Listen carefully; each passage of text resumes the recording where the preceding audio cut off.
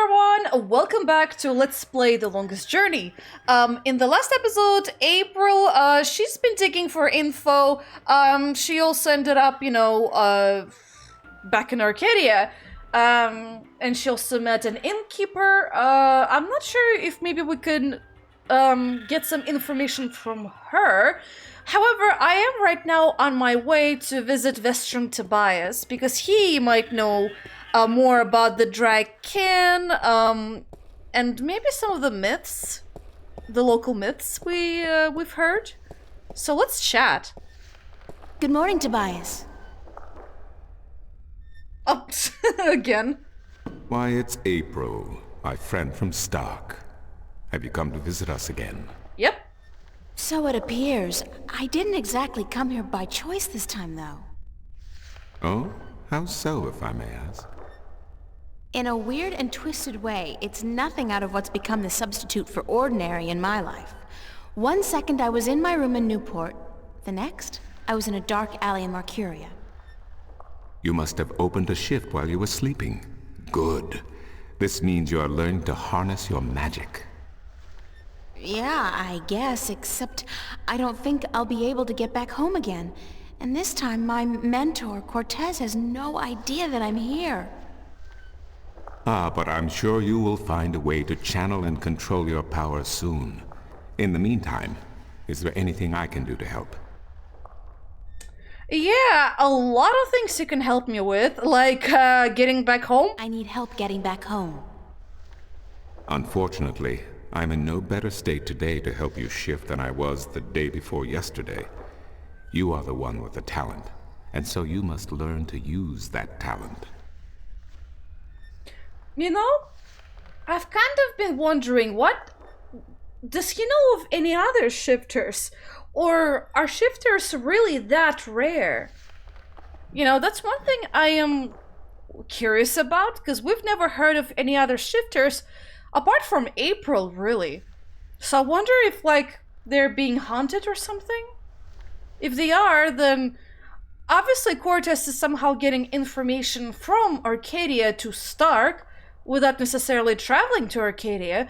So my question is, he must know some other shifters, just why haven't he maybe let April know about who they are so that they can train her, you know, her powers and how to shift back and forth between the two worlds? That's a good question, but whatever. I need to locate the disc that unlocks the Guardian's tower. The disc that is the key? Yes, it is needed. It might even restore balance, provided the new Guardian accompanies it to the tower, of course. But you wish to find the disc yourself? I have to. Cliché or not, it's our only hope. You do this often, then? You know, save worlds? Not really. It's an expression. Heroism in my world is more of a cliché than anything else. I do not understand, but then I am merely a servant of the balance, while you are more. But yes, the disc. As I told you once before, when the Earth was divided, and the realm of the Guardian created, a disc was forged in the Well of Making. The disc was to serve two purposes: as a key to the Tower of Balance should it become necessary to enter it in the Guardian's absence, and as a replacement for the disc that is already in the tower should it be broken. The tower is now abandoned and locked, and the old disc shattered. I do think the time is right for the second disc to be brought forward and used. Okay, so what's the story with it? Where is the disc now? At first, more than 12,000 years ago, it was kept in the open, at the Sentinel Enclave outside Mercuria. However, when thieves attempted to make away with the disc, it was taken away. Why? So that the 4 parts of the disc could be divided amongst 4 of the magical people of Arcadia. People who would have nothing to gain from the balance being compromised. What people were the disc divided amongst? This I cannot tell you. I am not sure anyone remembers now.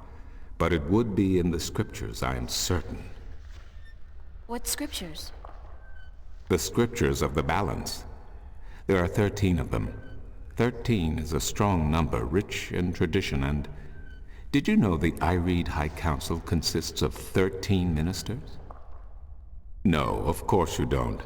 13 was also the number of the fathers who begat the Sentinel, and who built the Tower of Balance.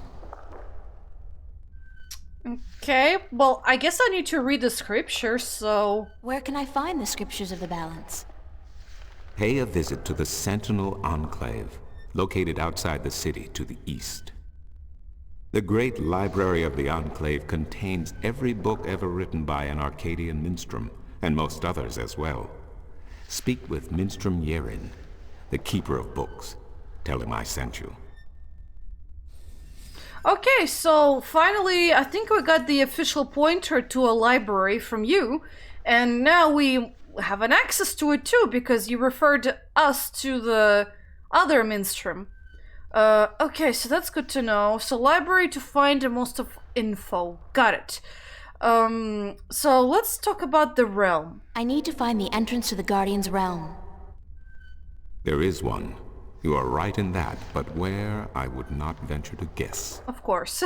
In the past, when the time came for the Guardian to step down and another to take his or her place, the Guardian opened a gateway wherever it was needed.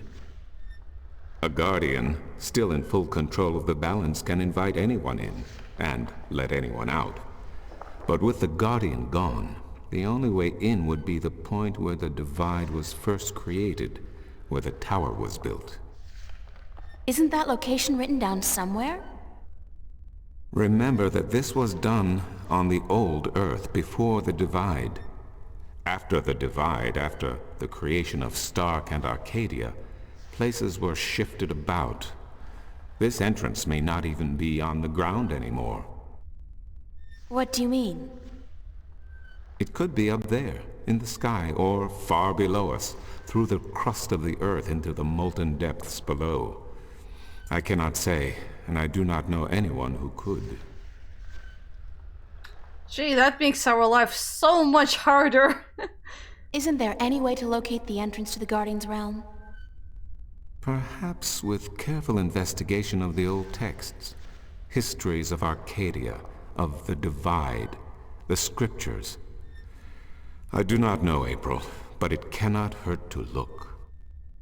Again, you will find these texts at the Sentinel Enclave. Speak with Minstrom Yerin. Okay, so more reason to visit the library? Got it. Okay, so how about the two dragons? I need to locate the two dragons that reside in Arcadia. The Drykin? What's the difference? Dragons is a word from your world. The kin are not what they have become in your legends and fairy tales. But they're real, aren't they? Oh, as real as you and me, April. And old. They have been here since before our time. As you probably remember, the kin were instrumental in the Divide, saving mankind from a terrible end. But I know so little.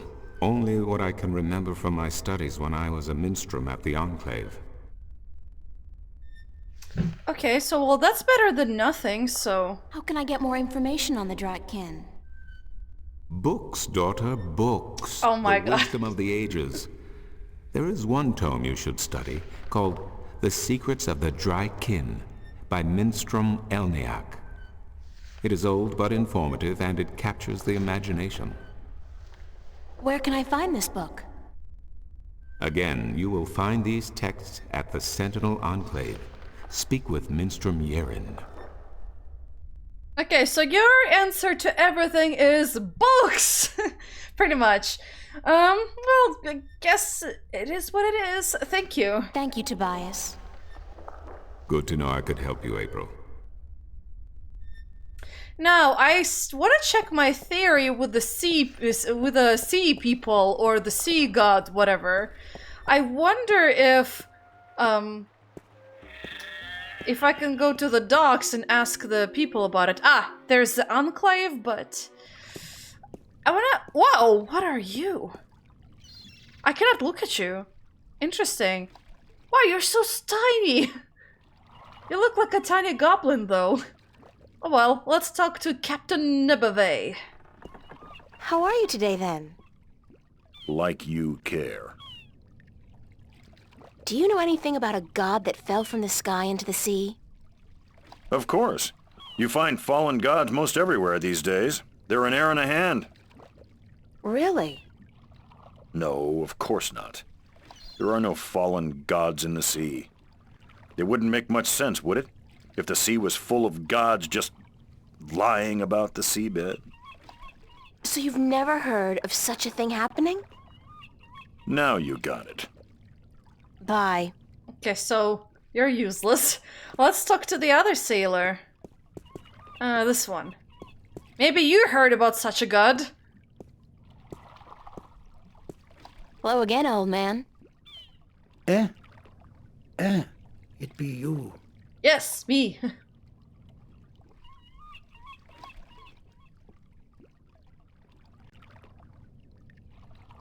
This time I have a particular story to request. I'd love to hear some more maritime stories. Sure, sweetie, I be happy to. What story you be wanting to hear now? There you go, I was right. Have you heard a story about a god who fell from the sky into the sea? Aye, that I be having. Although that be a story of man-eating mermen who ravaged the sea of songs, swallowing sailors whole and spitting their bones out to dry. Are you sure you be up for hearing such a cruel tale? I've heard worse. Ye be a tough little lady, be you not? All right. Well, like I be telling yous, the sea of songs surrounding the island kingdom of Gien be a treacherous sea where countless vessels have disappeared without a trace. Now, this be near 30 long winters ago, mind, during me second term as captain of the trader Lucky Lady. We've been crossing the Sea of Songs for 2 seasons, and we've yet to be seeing any sign of the dreaded bloodthirsty mermen who lurk in the waters off the Guyenne coast. That night we be laying still with our sails down, awaiting the wind to pick up and carry us north to Mercuria, when we be hearing a frightful scream a-coming from the port side of the Lady Luck. I be the first to rush over on account of me having me arm down the apple barrel. We just been to Arras to pick up 100 barrels of sweet Guyenne apples. And as luck would have it, I be there just in time to witness Sally Barney's horrible fate. He be in the water, screaming and waving his arms, and the water around him be red as a midwife's arms after a grueling birth. I get the picture. Go on. Then I glimpse a large, shiny, sleek body be pulling Sally down and swallow him whole. It be the merman come to claim the body of the sailor who dared cross their sea. Are you sure it wasn't a shark? What? Big fish with sharp teeth and dead black eyes and a large triangular fin on top? Ye mean a black-eyed snapjaw? I guess it could have been, but it be no snapjaw. It be the dreaded merman of the Sea of Songs. Where does the sea god fit into all of this? Aye, I be coming to that. You see, the bloodthirsty mermen be not only happy with cannibalizing sailors, but they be sacrificing their own to their dark old sea god. Actually, unless the mermen are human, they wouldn't really be cannibals if they ate humans. Blood sacrifices to their dreaded god who lives on the bottom of the sea. Aye, that be the truth of the mermen, fierce and bloodthirsty cannibals of the Sea of Songs. Thanks. Good story. Aye. Well, at least that's something to go on. Right, so, thanks. I gotta go. I'm all storied out for now. Thanks.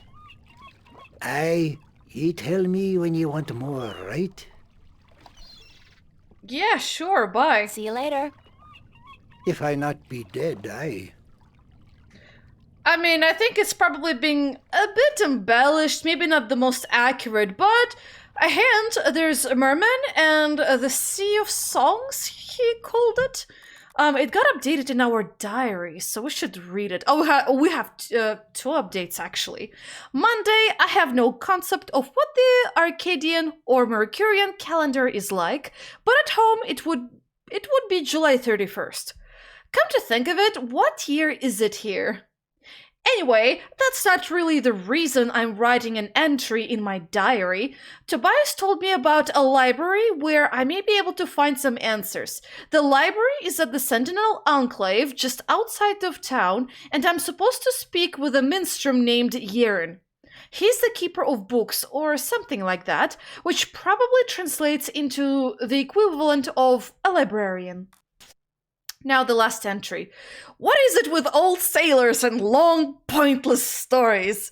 I did manage to get some useful information out of the old man, however.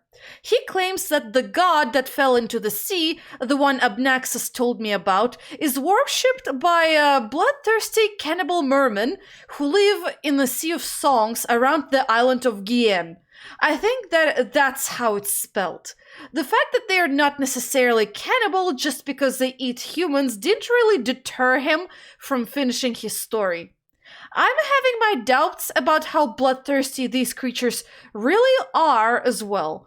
Seems like the monster he described in his story could be some kind of a shark instead of merman, or as he called them, snapjaws, which is interesting. Whatever the truth, if anybody knows about this god who fell down from the stars, it would be the merman. Okay, so we're onto something over here. Now we can leave this place. And now we can actually head over to the library, which is good for us. The Enclave. So what do we have here? Stone wall? And something here? Some kind of sandstone, very malleable, but also very vulnerable to the elements. These cliffs probably have huge, naturally formed caves and tunnels. Maybe. Let's see, a dragon over here. It's a stone dragon gazing down into the center of the dome like it's guarding the entrance. It's a magnificent piece of work. I can't really see it from here, to be honest, but it must be.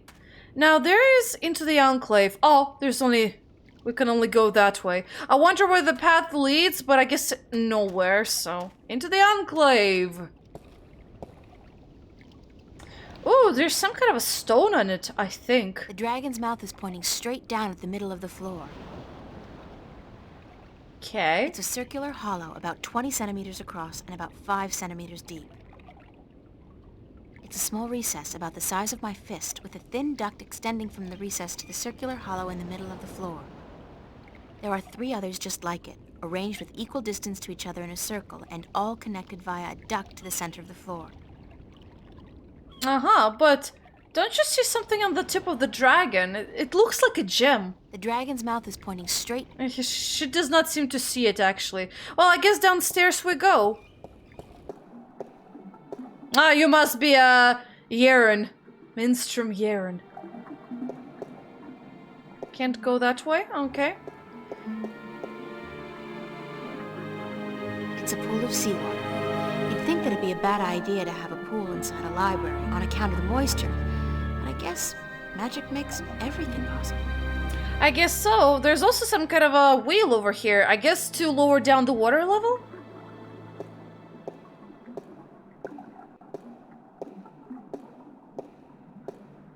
Actually, if you want to go downstairs to look at it, then we should probably talk to this guy first. It's one of the Sentinel Minstrel. Probably Yern.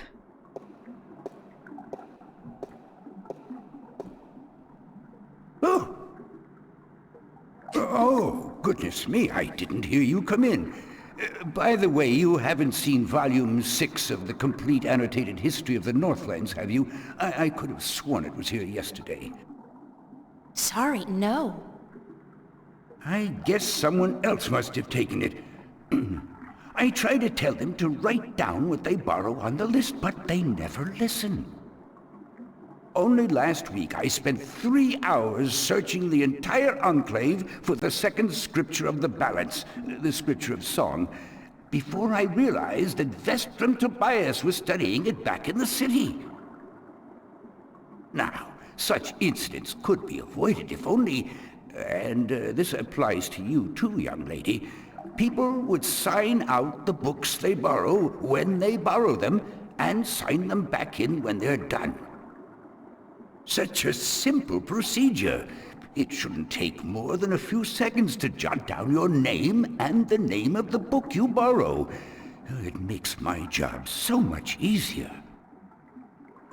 Now, which book did you want me to find for you?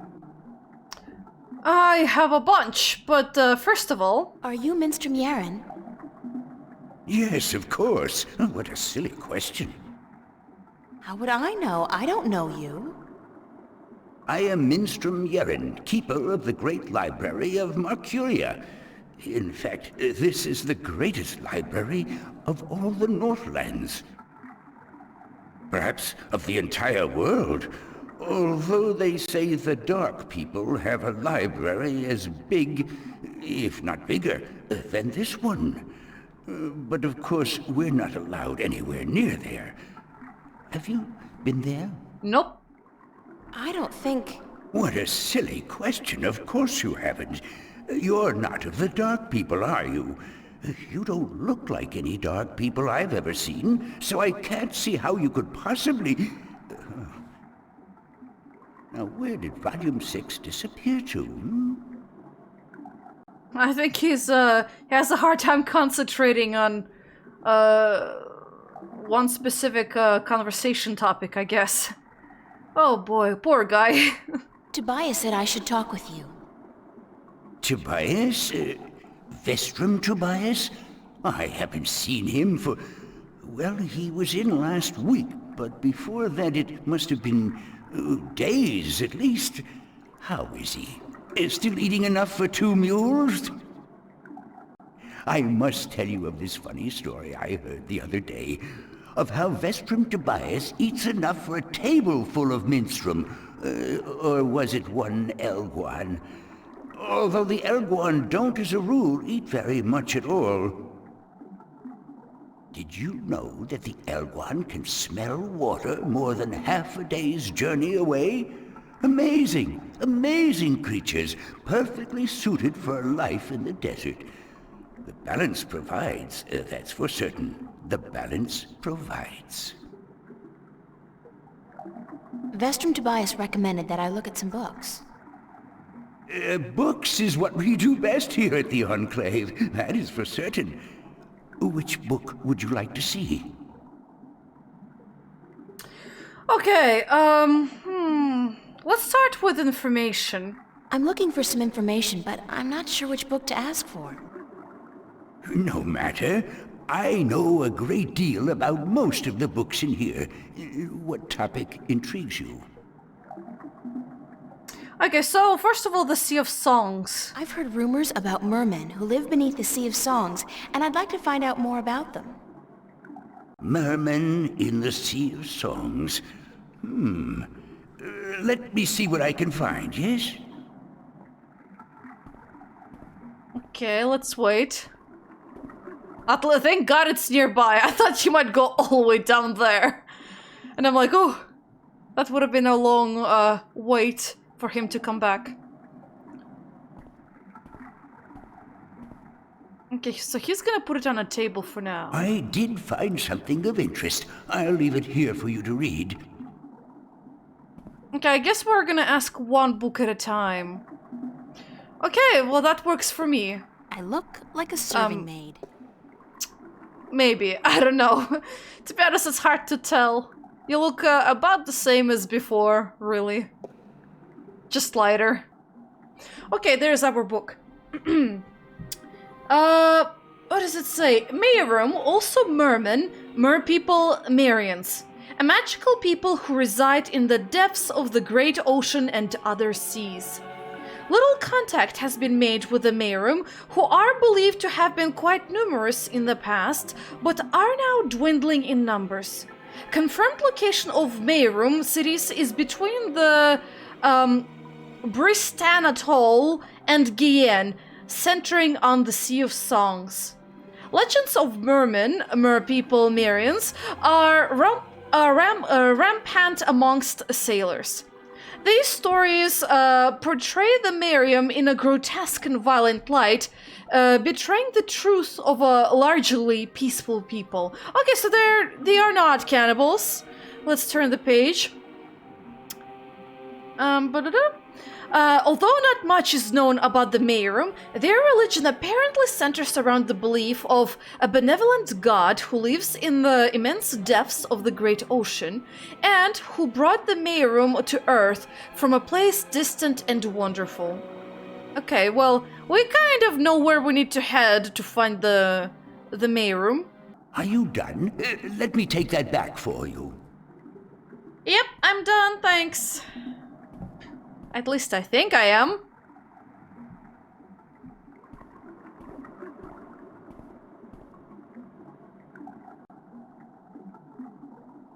Now I should ask him for the other book. Although, nothing got updated on my diary. Oh, goodness, it's you again. Oh, you gave me such a fright. Oh boy. You do realize I'm right in front of you, yeah? Could I see some more books? Oh, certainly. What a silly question. Unless there's a continuation to that Merman book. I'm looking for a story called The Silver Spear of Goriman. That's a good one. A book on the history of Mercuria would be interesting. Arcadian folktales. That's also interesting. And then, actually, I don't feel like reading. Let's ask more about other books. I'm looking for some information, but I'm not sure which book to ask for. No matter. I know a great deal about most of the books in here. What topic intrigues you? Okay, so there was the flying people. I need to find out which 4 magical people of Arcadia were given a piece of the stone disc regarding the Guardian realm. There's also the Dragon. Now let's start from top to bottom, for my sake, so that I don't confuse. About the flying people. Are there any books about flying people who observe and tell stories? Winged storytellers, let me see what I can find. Hold on. Okay, let me expedite the process. Okay, he found something. Put it there, please, for my sake, so that I can read. I did find something of interest. I'll leave. Yeah, that's the same as before. Okay, thanks. Okay, The island of Elias, near the Briston Atoll. Maybe I should try to go there. Okay, so that got updated, but not the Merman book? Weird. The Elatian? Oh well, whatever. Elatian. A crafty winged people who have recently dwindled in numbers, and whose ability to fly long distances has been steadily diminishing over the past few centuries. The Elatian are known for their ability to remember and tell stories from before the dawn of mankind and up to modern events. The largest known tribe of Elatian, with whom traders have occasional contact, resides on the otherwise uninhabited island of Elias in the Briston Atoll. Bristan Atoll? Ah, whatever. Oh, that's the only page? Really? Okay. Are you done? Let me take that. Yeah, you can take it. Just put it somewhere over there instead of back where he picked it up from. Okay, so let's startle you. More books. Okay, there you go. Now about the disc, I think. No, wait, the 4 races. I need to find out which 4 magical people of Arcadia were given a piece of the stone disc that serves as the key to the Guardian's realm. The stone disc of the balance, yes? Yes. There could possibly be something on that in... let me check. Just one moment. Yeah, okay, this time he went somewhere far. I did find some... Okay, thanks.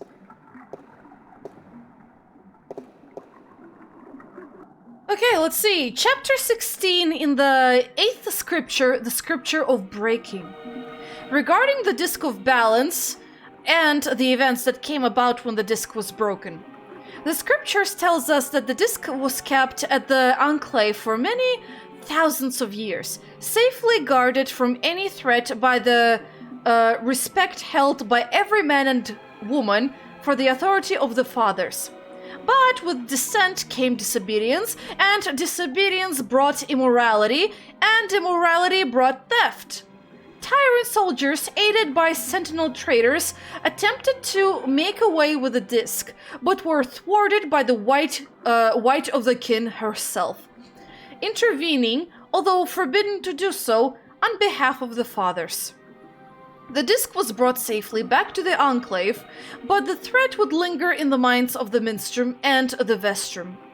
So it became that the disc was melted in the forge of the dragon's mouth, shaped into elements of 4 magical people, and given to these respective people for the safekeeping, until such a time when it was decreed that the disc should once more be whole. 1 stone to the gentle souls that sing in the dark and shape the earth between. Wait, oh, that's the first part. 1 stone to the gentle souls that sing in the dark and shape the earth between. Between their toes. 1 stone to the watchers of the woods, the ones who are outside. Watchers of the woods outside. Interesting. 1 stone to the 2 that make 1 of air and of sea. And 1 stone to the keepers of the dark flame, the eternally dark, the mariners? The mariners? Interesting. When the time comes for the disc to be whole again, the person who will make a journey to the 4 who hold the pieces, and the pieces will be given willingly, because there will be no doubt to the righteousness of this person. I feel like I just read a jumbled words over there without processing what I've just read. Is there any places you can click on in the book? I forgot to do that, but I guess not. And turn back. Whatever. Are you done? Let me take that back. Yeah, I'm done, old man. Thank you. Let's chat more. Tickle him! I mean, it looks like she's tickling his ribs or something. Poor old man. Could I see? Okay, something not specific. I'm looking for... No. Alright, so, Miriam, Alatian, I need that scripture again. Learn more about the dragons. And forget it. Okay, so the dragons it is. I'd like to learn more about dragons, about the Dragkin. Oh, yes. We have some wonderful books on that topic. Stay here. I'm not going anywhere, don't worry. Or rather, April ain't going anywhere. Okay, so he went even further this time.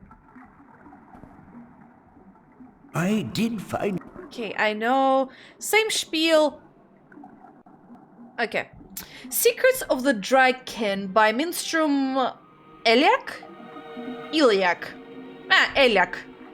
Forward. The Dragkin are known by many names throughout the Twin Worlds.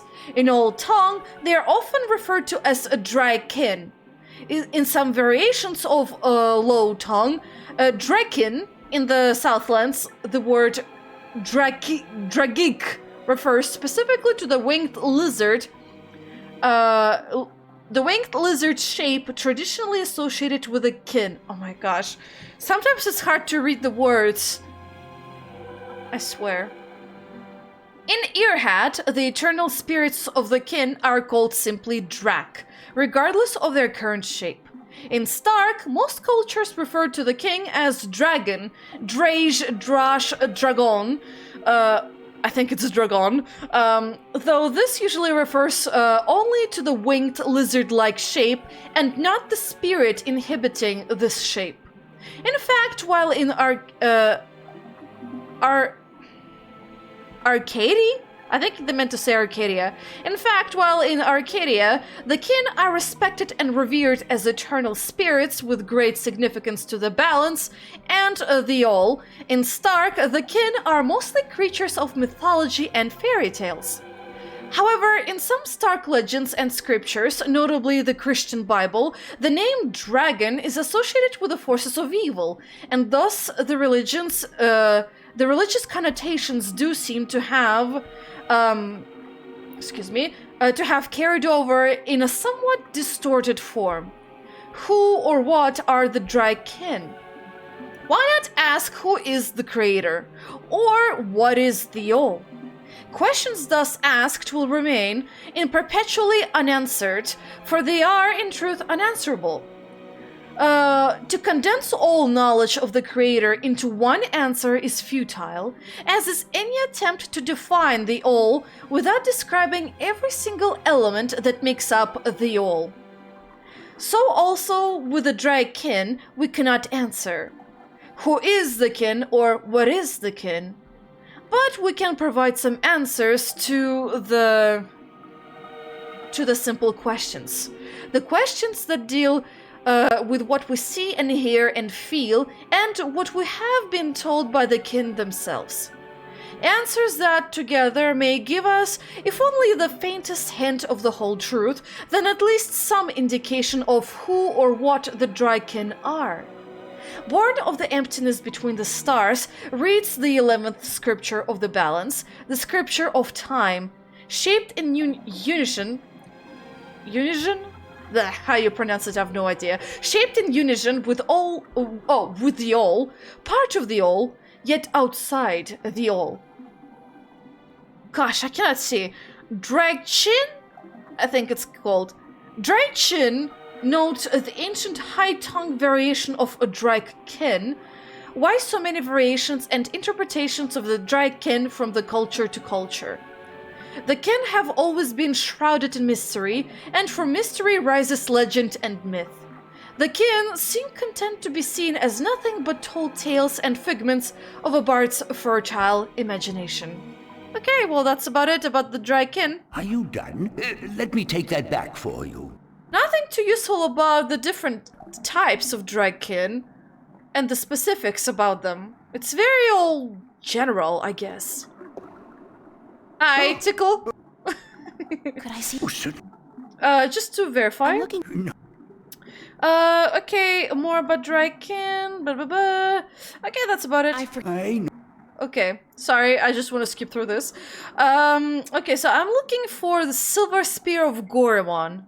I'm looking for a story called The Silver Spear of Goriman. Yes, a fanciful tale if I ever saw one, but a charming one. Did you know that I'm often paid visit by adventurers wishing to read everything available on the spear so that they too can set out on their foolish quests? Yeah, don't you just hate those adventurers? Well, they pay for my bread, milk, and butter with their contributions to the coffers, so I shouldn't be too critical of them. But they care not about the books. They care only about what the books can give them. I care. About the books, really? I can tell. So, the Silver Spear of Guriman, then?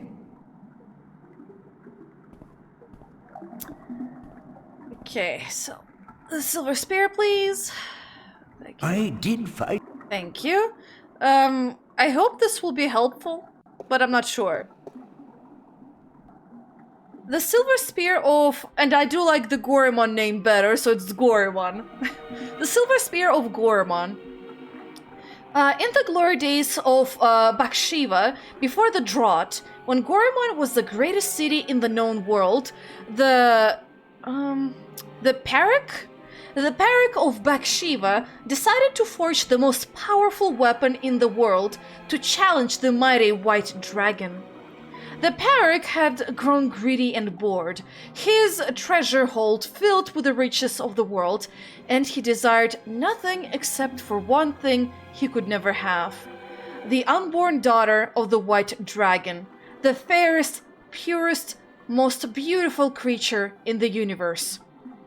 He had asked the White Dragon for her daughter's hand in marriage, but she had refused, scolding him for his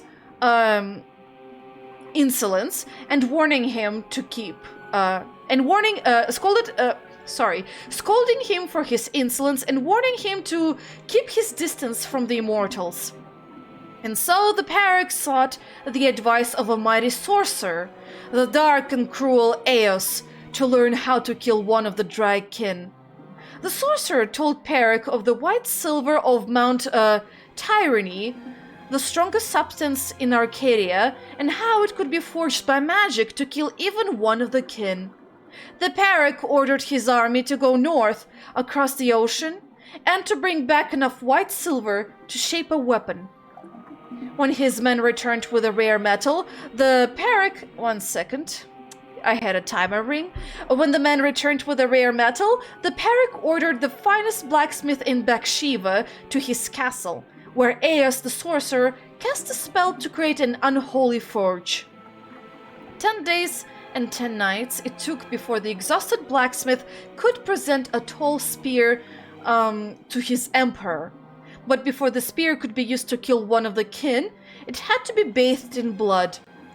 Beheading the poor blacksmith and the soldiers who had retrieved the white silver from Mount Tyranny, the Parrot's private bath was filled with their blood.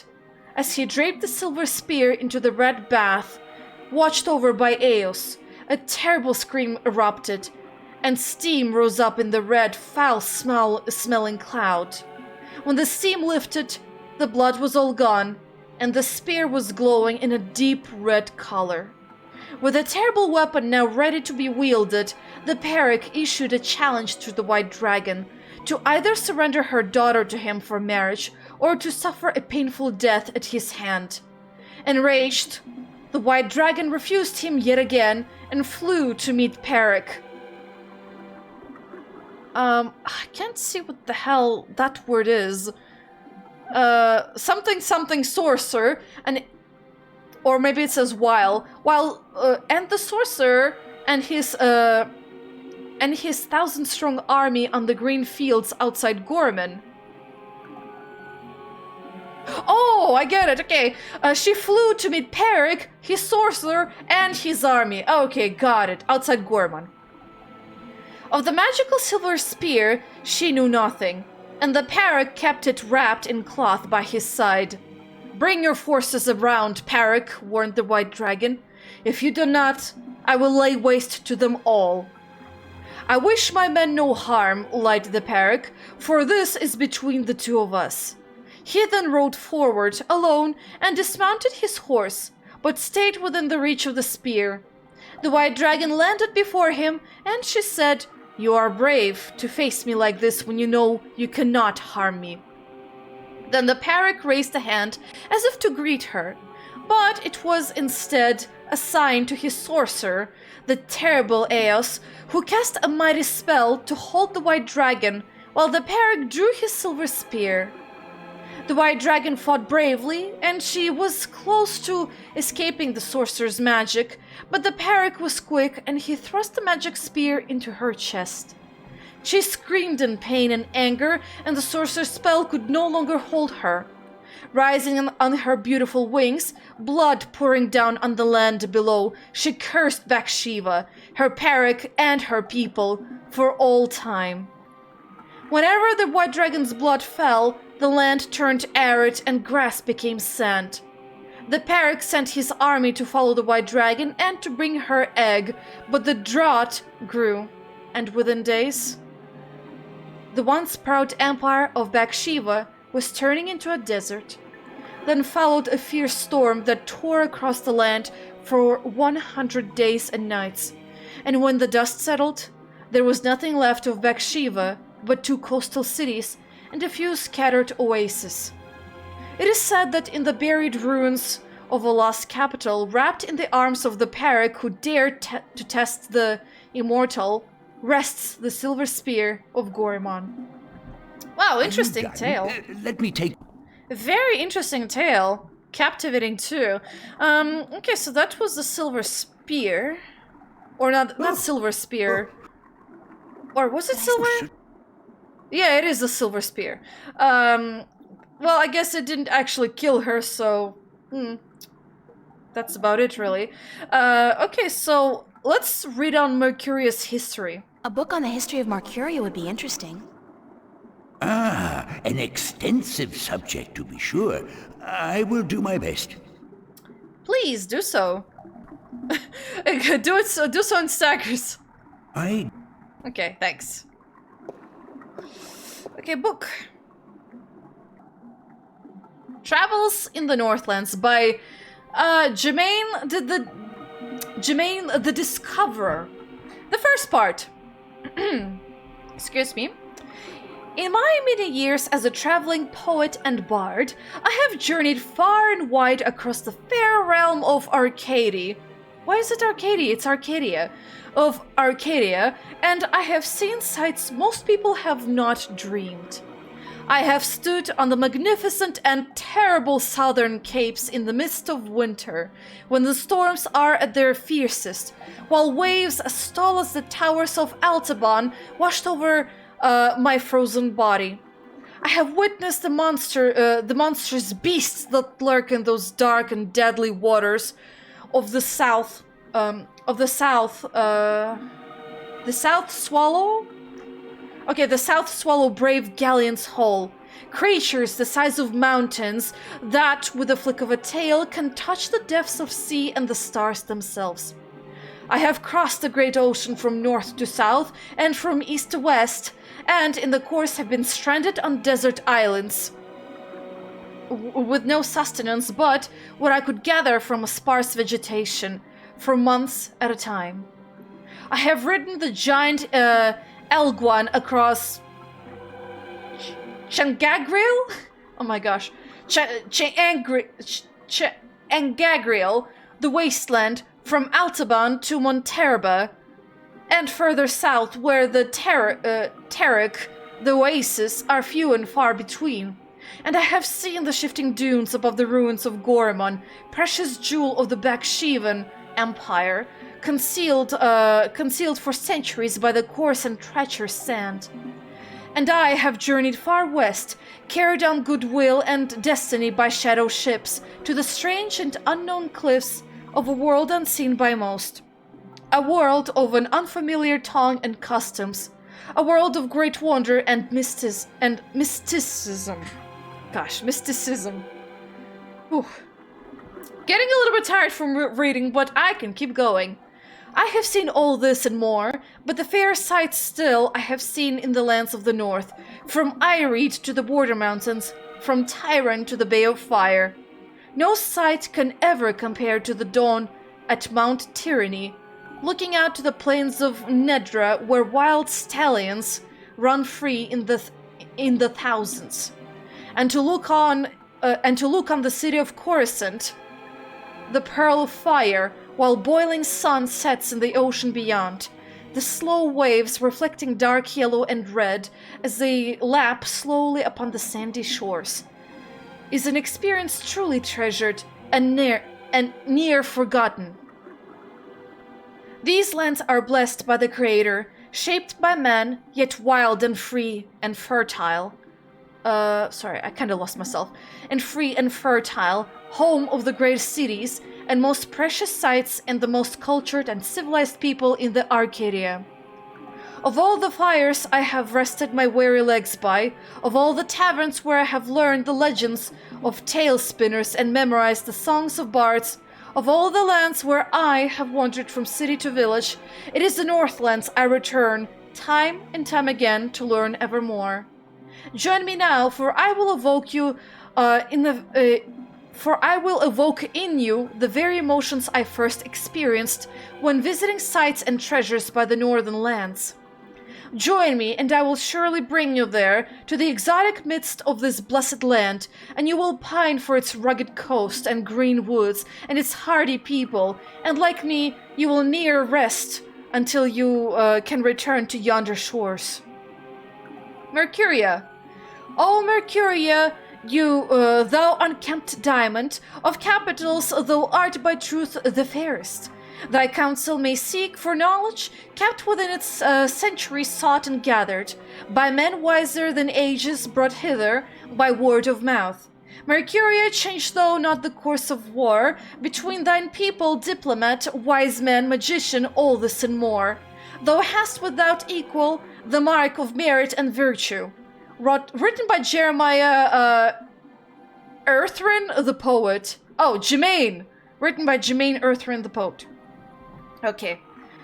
The august capital of Ireed, the unified country, Mercuria lies on the hardy southern coast of the Northlands, halfway between Tyran and Coruscant, or Coruscant. It is a port of call for merchants, traders, adventurers, and pilgrims from all 4 continents. A place of commerce and diplomacy for millions of humans and other species. Ireed is a strong and proud land perched between the plains of Nedra to the north, the land of Tyran to the west, the Great Sea to the south, and the forests of the Northlands to the east, and inhabited by humans, Dolmari, Tyran, Mole people, and Vanir. Ireed was formed after Mercuria emerged as a major center for diplomacy and trade, and became the banner under which the surrounding lands united as one. Ireed is a democracy currently led by the Chief Council of Ireed Flag, Lord Igvan Dellen, the High Council, composed of the ministers who govern by representation, resides in the Mercurian Hall of Assembly, flanked by the palace and the barracks. The Ireeds are traditionalists, and their form of government has barely changed over the last few millennia. In High Tongue, Ireed means unification or assembly. Mercuria is one of the largest cities of Arcadia, the capital of Ireed and a center for trade, diplomacy, and cultural diversity. Populated by a large variety of races from human to Vanir, Mercuria has grown from its origins as the birthplace of humanity to a city of all Arcadians and the hub of civilized world. Founded 20,000 years ago, at the shore of then unconquerable ocean, it is the first known permanent settlement of the emerging human race. Oh, sorry, I need a breather. Oh boy. Okay, where was I? Initially left to its own devices by more developed races, Mercuria grew large and fat and wealthy.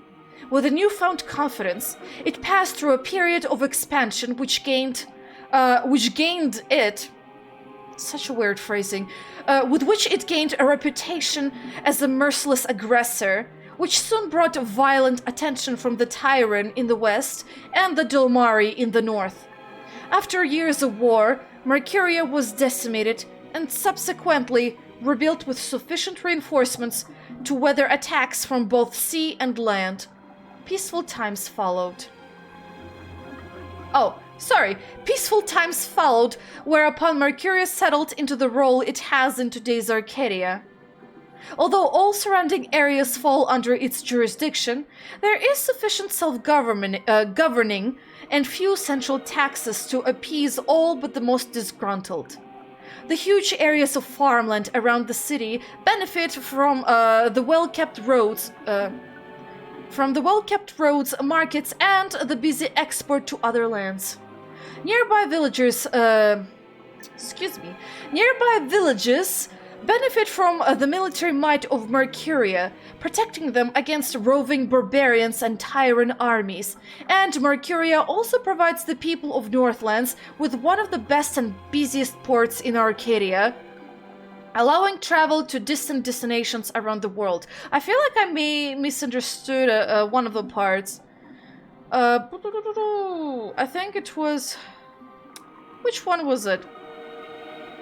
Somewhere here.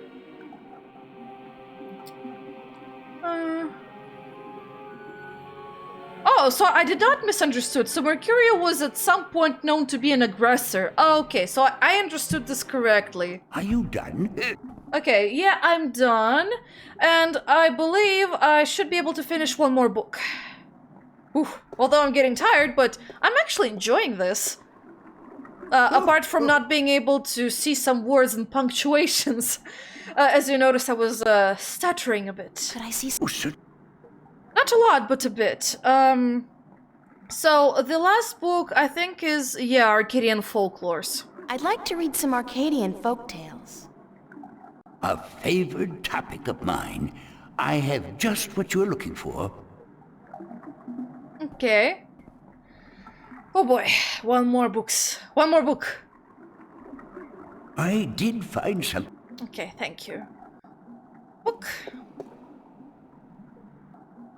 All right, Sadra, the faithful wife. Sadra was married to a brute of a man named Kare, or Kare. You know what? I didn't like the way I started. Let me redo this. Sadra, the faithful wife.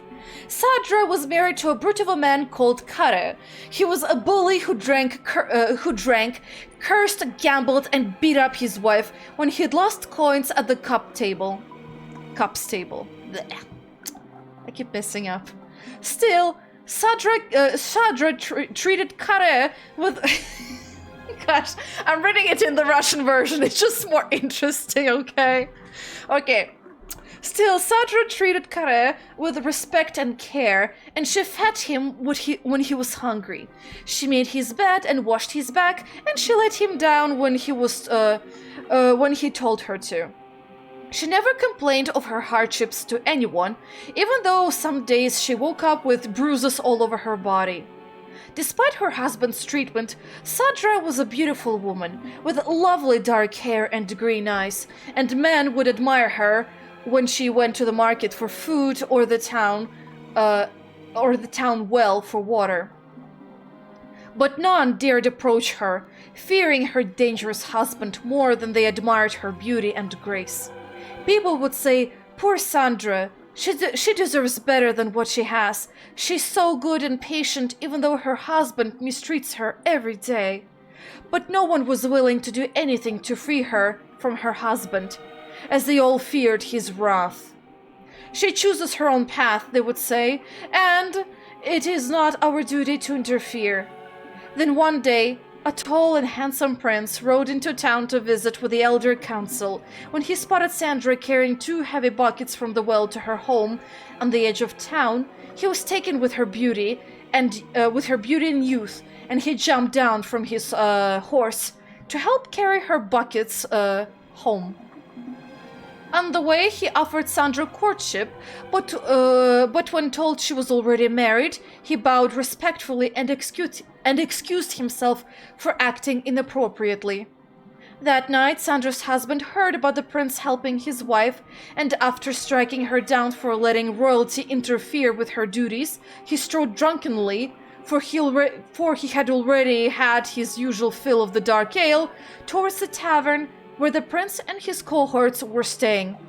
When Kare arrived at the tavern, the prince was eating dinner, and when told Sandra's husband was there to see him, the prince stood and waved the man closer. "I must congratulate you on your good taste in marriage," said the prince, "for your wife is the most beautiful and good-hearted woman I have ever met." And then he offered Kare a seat and a tall mug of ale. But the angry husband did not appreciate the prince's advances, and he drew a sword and lunged at the prince before his guards could react.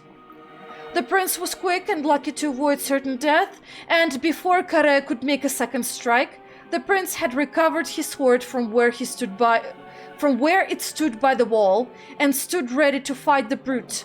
"Leave him be," called Prince, when his guards drew arms and ran to protect their liege. "This is between him and me." Smiling briefly, he nodded his head to Kare and stood to attention. Obviously, his skill with the sword was formidable. Kare, a coward at heart, knew that if he fought fairly, he would surely die, and he sheathed his sword but loosened the knife he had tucked up in his long sleeve. "My pardon, Prince," said Kare. "My love for my wife is such that I am blinded by jealousy. I offer you friendship and apologies." He extended an open hand to the prince and smiled a broad lizard's smile. The prince, unaware of Kare's mistreatment of his faithful wife, smiled back, put down his sword and extended his own hand. "Your apologies accepted, sir." Then suddenly, Kare's knife was in his hand and moving in a blur towards the prince's exposed throat. Had it not been for the quick eye of a nearby guard who, with his broadside of his sword, struck Kare on the side of his head, the prince would have been dead. The knife carved a deep scar on the prince's shoulder, but did no serious harm. Kare was taken away to the town prison to be judged when the sun rose. His crime was surely punishable by death, especially if Sandra would testify to his cruelty in front of the judge. Free of Kare's tyranny, the townspeople now spoke of Sandra's suffering by her husband's hand. But Sandra would not herself, even now, speak against her husband, and instead of being sentenced to death, Kare was sent away to work the king's mines for 25 years. Taken with her faithfulness, the prince yet again offered Sandra courtship, but again Sandra declined, for she was still a married woman. Then 1 year later, Kare attempted to escape the king's mines by killing 2 guards and climbing the walls, but he was shot down with an arrow and died in agony and disgrace. Again, the prince visited Sandra's town, bringing condolences and renewed offer of courtship, and this time Sandra agreed. Months later, the prince and Sandra were married in a glorious ceremony, and when the old king died, the prince became regent, and Sandra his queen. She was as good a queen as the land had ever seen, and she was loved dearly until the day she died. And her funeral was the grandest and most tearful in the memory. Then we have the children of the lake. There was a village by a lake where no couple had borne a child for 20 years. The villagers were desperate, for without children, their village would wither and die, and they turned to their god for help. The next morning, 50 young children rose out of the misty lake and wandered onto the shores, much to the joy of the childless women. "We are yours," said one of the children, "as long as you remember one thing. You are never to fish from this lake again. Instead, you must learn to hunt in the forest and live off the land." The villagers agreed, though they worried they might go hungry since they were used to catching and eating fish from the lake. Oh boy. Whew, need a breather. Okay. But it didn't take long before they had taught themselves to hunt and grow wheat and potatoes in the fields. 18 years have passed, and then one day an old man grew tired of rabbits and deer and potatoes and bread, and he longed to catch a big fish and cook it over a sizzling fire. He took his boat out to where the villagers would not see him, and he sunk his line. Almost immediately, he caught a large trout, but as he was rowing back to shore, he saw the children of the lake wander from their homes back into the dark waters from whence they came. Their mothers called for them, tried to hold on to them, begged them not to leave, but they would not speak. And one by one, they disappeared into the lake. The old fisherman then saw, as the children sank into the murky waters, how they turned into large fish and sped off into the deep. He was shameful then and dropped his catch back into the water, but it was too late, and the villagers would forevermore remain childless. Ah, that was a much sadder... both tales... the first tale had a happier ending, this one, not as much. Interesting, though. Are you done? Yeah, I'm done with those books. Thank you for the folklore. I'm kind of curious. We did had some scraps about other people, but I'm not sure if we can ask this guy about them. Let me just verify. Could I... Okay, books. This. No. Merman, Etienne Scriptures, Draken. I guess not. I guess I'll have to ask someone else. Maybe Abnaxis might know. Actually... Because we read a bit of the hints. Also, didn't he also mention that Tobias has like oh, what's his face? One of the scripture books? So I might as well go back to him too. Anyway, so I'm way past the episode's duration, so I'm ending this right here. So thank you for watching. I hope you enjoyed this I guess reading time, a lot of information digging. I'm still gonna be digging for information, but It was rather interesting for me personally.